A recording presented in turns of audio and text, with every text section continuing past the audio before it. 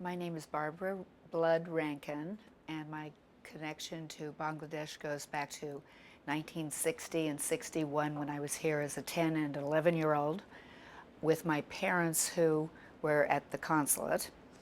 My father is Archer Blood, and who had two tours here, the earlier one that I remember more, and a second one right before the Liberation War. My father was aware of things happening. My mother was, I guess, pretty much in the dark because I recently talked to her trying to put her memoirs together, and she didn't know a lot of the things that were going to happen until practically she was ushered out the door and flown out, evacuated to Iran at the time. And my father was at the consulate. He was the consul general, and the war broke out, and the Pak army came in and started murdering East Pakistanis. He sent information back to the United States via telegrams because it was the only form of communication available to them. Washington, D.C., and the ambassador in Pakistan made light of what was going on, said that they didn't think it was really that bad. So the telegrams got progressively more and more concise and strongly worded, and he pretty much condemned the United States stand, which was supporting West Pakistan, which got him into a lot of trouble. He was pulled back to the United States, and had congressional hearings to talk about what really was going on there, and for which he was removed because he had dissented against American policy. The telegrams that went back to Washington were read by other Foreign Service officers in the State Department and applauded by many of them, and he wound up winning the Foreign Service's highest honor for disciplined dissent. So his career was pretty ruined after that. He was derailed from the career that he should have had, and that was an unfortunate thing. However, he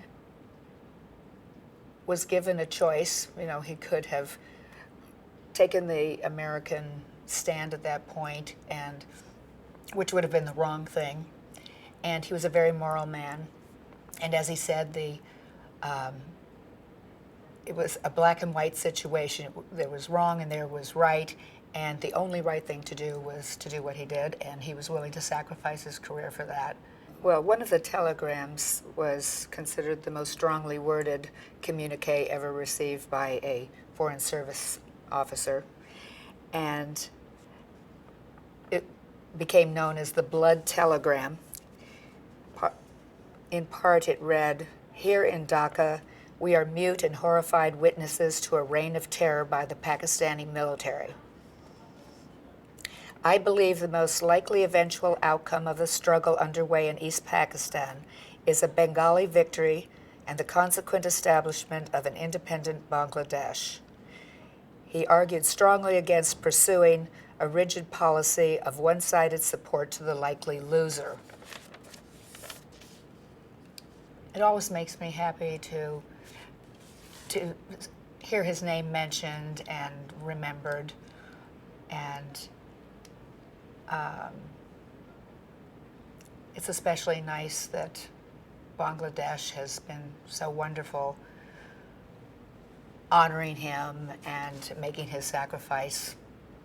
When he did pass away, the Bangladesh embassy sent a contingent, I think it was of 5 Bengalis, to honor him at his funeral in Fort Collins, which meant a great deal to us.